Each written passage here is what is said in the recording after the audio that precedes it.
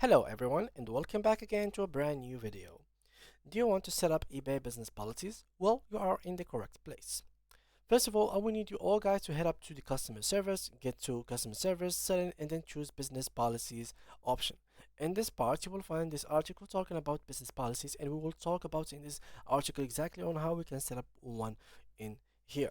So, first thing first is by going to creating the business policies. How can we do that? It's pretty simple. You just have to click on business policies right here. They are going to take you exactly to the correct place. Simply you have to do next is to sign in into the account that you want to set up the business policies on. So here I have this one, so I'm going to use it, and then I'm going to actually go and be signed in. Sometimes they will give you some measures, security measures like this, like CAPTCHA, etc. So let's go and go through it. And once you are done, pick a fly, click each image containing an image jumper flying. Okay, this one, that one, and this one. Verify, and then they are going to give us the same thing. Continue with Google, and here we go.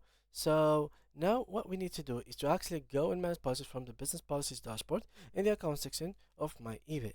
You can create your policy template by following these steps. From the create policy drop down, select a policy tab, give the policy a descriptive name and add a brief description and your policy details and select save.